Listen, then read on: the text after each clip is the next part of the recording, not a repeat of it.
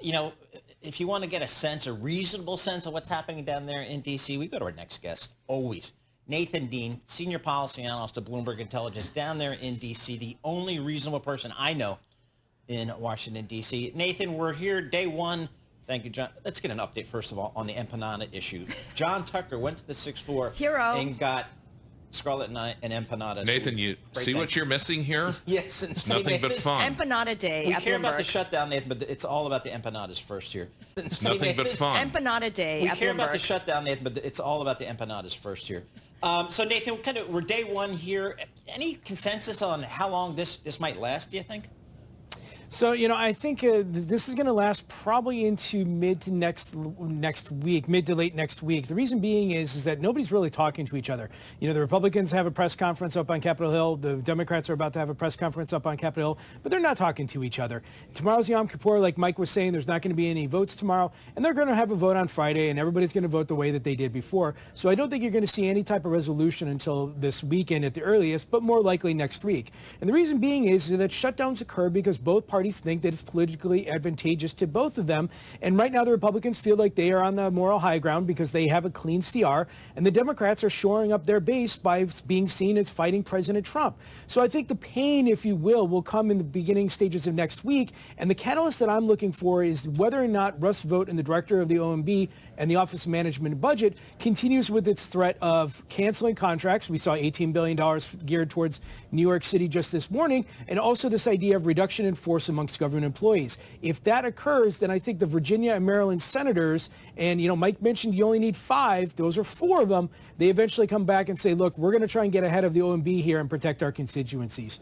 I'm so glad that you mentioned what's going on with New York. The White House halting $18 billion in New York infrastructure funding due to concerns over DEI, diversity and inclusion practices. He called them unconstitutional DEI principles, Russell Vought, the director of the OMB. Is DEI part of the Constitution? This is obviously part of the White House's strategy of trying to influence its own policy on other individuals and entities. This is nothing new. Obviously, I think what will happen here, and President Trump, and I just got this from one of the red headlines that came across the terminal, is that they said that they would conduct a review, and then when that review occurs, then potentially that money could come back to New York City. So I think this is more of just political posturing at the moment in terms of trying to drive this message to Democrats is that, look, we at the White House are going to try and make this extremely difficult and painful for you because, again, the Republicans feel like they have the moral high ground here because they passed this continuing resolution. I think what Senator Schumer has to figure out is what is the endgame strategy here, because 2 Democratic senators and an independent that caucuses with the Democrats voted to keep the government open, and as a result, you only need 5 more, and if those 4 from the D.C. area region come aboard, then potentially you could see a fracturing of the Democratic Party. They got to figure out what the endgame strategy here is, and they got to do it fairly quickly.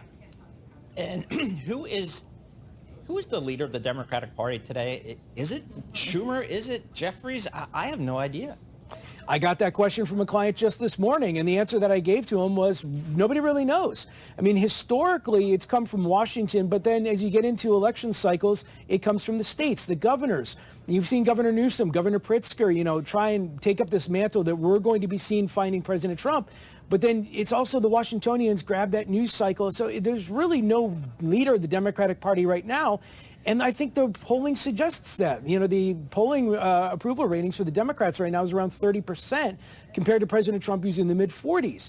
And that's one of the reasons why I think the Democrats went forth with this idea of a government shutdown is because, look, if the approval ratings can't get any worse, then let's shut it down. Let's shore up our progressive base. Let's make our folks happy. And we have plenty of time to change the message between now and November 2026 when the midterm elections occur. There's enough distance, right? And you keep saying how the Republicans feel like they have the moral high ground because they have the continuing resolution that they're ready to pass. This really marks a reversal from what we've seen in years past, especially during the Biden administration, the Obama administration as well. So, Nathan, just talk to us a little bit in terms of operations. Which government entities, which government units will continue to run? Treasury coupon and debt service payments are going to continue as planned, right? They're not at risk? Yeah, that's correct. I mean, obviously, a lot of the market functions portions that we care about at Bloomberg are deemed essential. For example, I had a client call in yesterday and say, look, talk to me about customs and imports. Are we going to get hit with these tariffs? And the Customs Department, was only furloughing, I want to say 3% of their workforce. Everybody else was deemed essential. So for the most part, the government will continue. And this is one of the challenges that I think that the Democrats are going to have with the OMB, because there is a scenario out here that says if 85% of the government is deemed non-essential and this shutdown lasts a month and we really don't notice a difference, do they really need to come back? But I will say is that, there's a lot of functions that aren't being done. Visas for one. I mean, just any type of take your, your individual national park, for example. But, I will say is that government shutdowns are not popular with the American populace.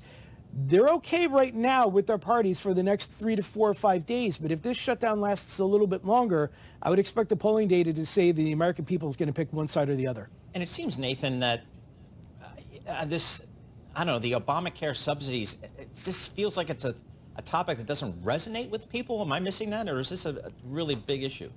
David Axelrod tweeted out the other day that the Democrats should focus on this, and the response that was going around was that they were. And if David Axelrod didn't know this, then that's not a good message for the rest of the Democratic Party. But I will say is that there has been hints that President Trump and elements of the Republican Party, Senator Tuberville of Alabama, for example, are putting together this idea of potentially extending them either on an income-based level or just on a time frame or anything like that, because there is this recognition that if premiums go up at the tail end of this year, the American populace is not going to like that. Now, the bulk of the Republican Party doesn't want anything to do with the extension of these Obamacare subsidies, but I think there's enough there that something can be done between the Democrats and Republicans. It's just not going to happen during a shutdown. So one of our scenarios where we think this could get resolved is if an unofficial handshake comes between Senator Thune and Senator Schumer, that they will do something to deal with this later in the year.